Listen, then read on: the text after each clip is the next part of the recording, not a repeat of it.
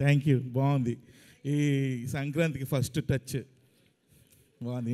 Opening బాగుందయా. వచ్చిన media అతిరథ మహారథులకి అందరికీ కూడా, అలాగే ఇక్కడికి వచ్చిన ప్రేక్షక దేవుళ్ళకి, టీవీల్లో చూస్తున్న అతిరథ ప్రేక్షక దేవుళ్ళకి అందరికీ కూడా, నా కుటుంబ సభ్యులకి అందరికీ కూడా సంక్రాంతి శుభాకాంక్షలు. బాగుంది కదా ఓపెనింగ్. సో మజాక ఇక్కడ ఉన్న వాళ్ళు అందరూ విన్న తర్వాత నేను నా కథ, ఎందుకంటే ఒక్కొక్క అడుగు ఎక్కుతూ లాస్ట్గా నా దగ్గరకు వచ్చింది. లైట్గా లైన్ నాకు ముందే తెలుసు, ప్రసన్న గారు ఎప్పుడో ఒక 5 years బ్యాకే లైన్గా తెలుసు కానీ డీటెయిలింగ్ తెలియదు. అప్పుడు లైన్గా నచ్చింది, తర్వాత డీటెయిలింగ్గా మళ్ళీ విన్నాను, నాకు బాగా నచ్చేసింది మజాక. సో అందరూ కూడా టీజర్ లెవెల్లో మాట్లాడమంటున్నారు, నేను కూడా అదే పరిస్థితిలో ఉన్నాను, ఎందుకంటే నిద్ర విపరీతంగా వచ్చేస్తుంది. డే నైట్ షూటింగ్లు కొడుతున్నా, సో అసలు ఓపిక కూడా లేదు.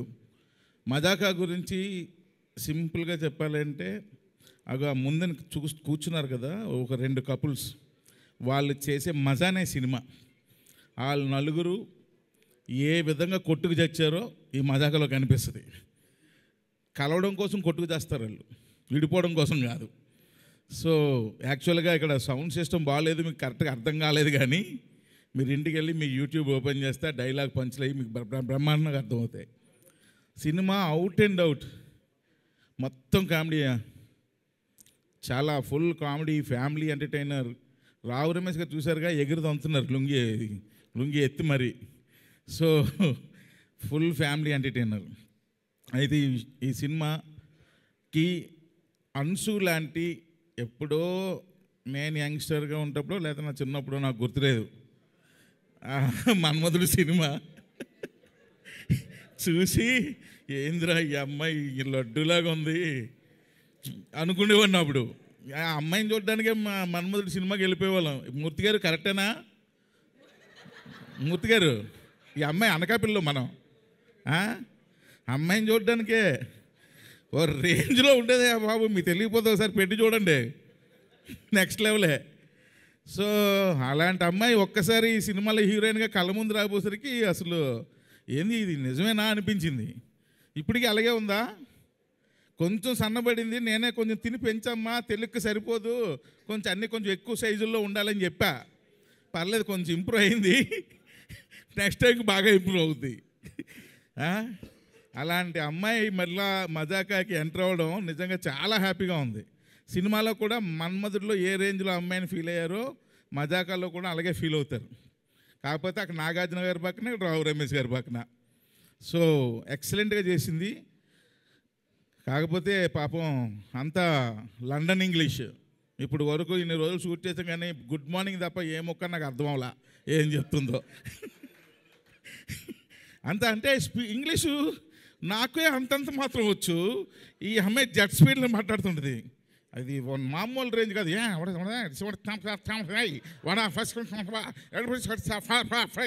అంటుంది. ఏంట్రా ఏం చెప్పింది ఈ అమ్మాయికి? సీన్ ఏం చెప్పాలి? ప్రసన్న గారు డైలాగ్ చెప్పండి చాలు, నా పని నేను చేసుకుంటాను. అలాగే పని చేసాం. అంత సూపర్ ఇంగ్లీషు, కానీ ఎరక్కొట్టింది. ఆ తర్వాత మా సెకండ్ హీరోయిన్ పేరు వాటరమ్మా, పేరు రీతు సారీ రీతు వర్మ, కరెక్ట్ కదా? ఎస్, రీతు వర్మ. సో రీతు వర్మ ఎలా సెలెక్ట్ చేసామో తెలుసా అబ్బాయిలు? ఈ అమ్మాయి ఎలాగ ఉండాలండి అన్నారు ఎవరు, రాజదండ. కొత్త గోప్ పగిలిపెట్టేట్టు ఉండాలండి, అలా ఇలా చూస్తే ఏంద్రా ఇదే కొట్టేటట్టు ఉంది కదరా అన్నట్టు ఉండాలండి అని అనుకొని అప్పుడు అమ్మాయిని సెలెక్ట్ చేసాం. అంతేనా? ఏదో కరెక్ట్ అంతే, కరెక్టే. సో నిజంగానే ఈ అమ్మాయి పేరు, నేను జోక్ చేయట్లేదు, నిజంగా ఆ పిల్ల పేరు నాకు గుర్తురాదు కరెక్టే కదా? కరెక్టు. అందుకే కారణం సార్. So excellent. కానీ ఇద్దరు చూడండి తాటి చెట్లలాగా ఎంత పొడవున్నారు హీరోయిన్లు ఇద్దరును. ఎందుకు సెలెక్ట్ చేసాం?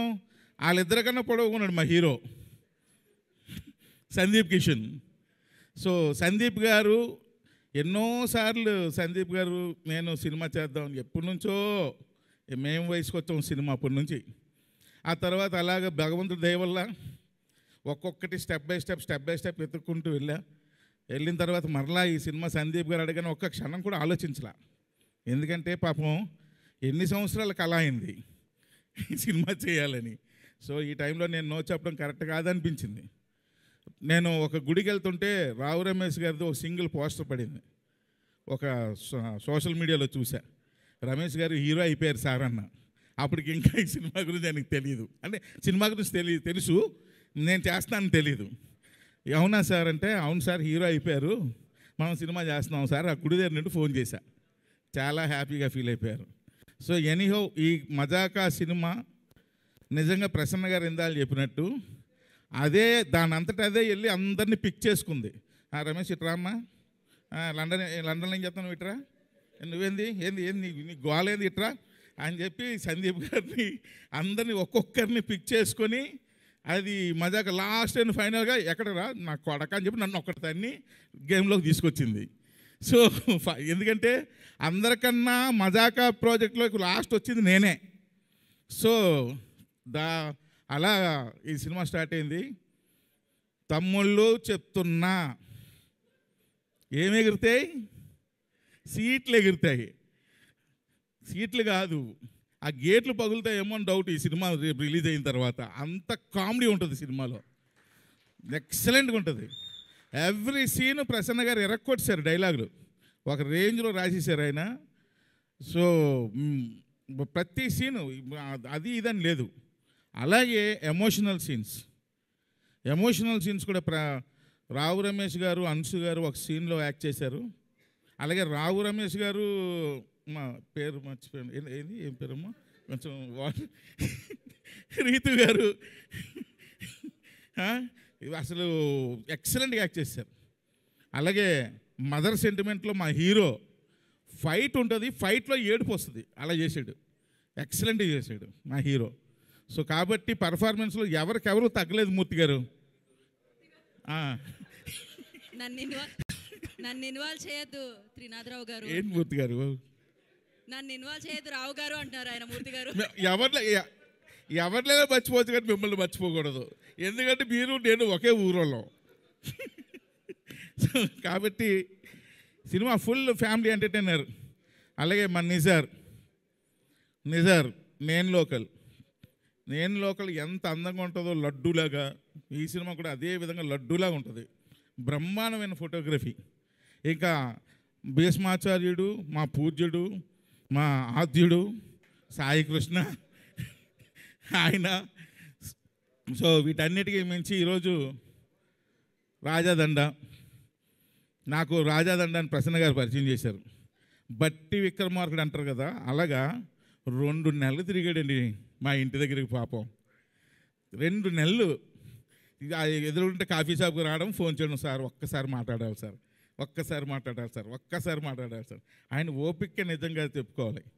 సో అంత ఓపికగా ఈ ప్రాజెక్ట్ ఎలాగైనా సరే త్రినాథరావుతో డైరెక్షన్ చేయించాలని ఆయన పట్టు వదలని విక్రమార్కుడు తిరిగాడు. నిజంగా ఆయన కష్టానికి తగ్గ ప్రతిఫలం కంపల్సరీ మజాకా మీకు ఇస్తుంది సార్. మీ బ్యానర్లో మీరు ఏ విధంగా అయితే పెద్ద డైరెక్టర్తో సినిమా చేయాలని కలగన్నారో, అలాగే ఒక పెద్ద సినిమా మీ బ్యానర్లో ఇది మిగిలిపోద్దండి. డెఫినెట్గా మీరు ఒక పెద్ద ప్రొడ్యూసర్, దిల్ రాజు అంత ప్రొడ్యూసర్ అవ్వాలని మనస్ఫూర్తిగా కోరుకుంటున్నాను. అలాగే అనిల్ గారు లేరు. సో అనిల్ గారు కూడా ఈ సినిమా ఎప్పుడైతే త్రినాథ్ చేస్తాను అన్నాడు అనగానే ఉదయాన్నే ప్రసన్న గారిని నన్ను వాళ్ళ ఇంటికి పిలిపించారు. చాలా సంతోషం, హ్యాపీగా ఫీల్ అయిపోయాడు ఆయన కూడా. ఇంకా మళ్ళీ ఎంత చెప్పకపోతే మళ్ళీ ప్రాబ్లమ్స్ వస్తాయి, మీకు అర్థం కావట్లా. జీ స్టూడియోస్ కూడా ఉంది, మళ్ళీ జీ స్టూడియోస్ కూడా ఇప్పుడు ప్రొడ్యూసర్స్. అలాగే లియోన్ జేమ్స్ మంచి పాటలు ఇచ్చాడు. ప్రీ రిలీజ్ ఈవెంట్లో గట్టిగా అరుద్దాం, అప్పుడు మాట్లాడదాం ఈ సినిమా గురించి. సో ప్రతి ఒక్కరు కూడా ఈ సినిమాకి మీ ఫ్యామిలీస్తో అందరితో వెళ్తారు, 100% గ్యారంటీ. February 21 మీ ముందుకు వస్తుంది. ఎంజాయ్ చేయండి, అన్నీ పగలగొట్టేయండి. Thank you very much.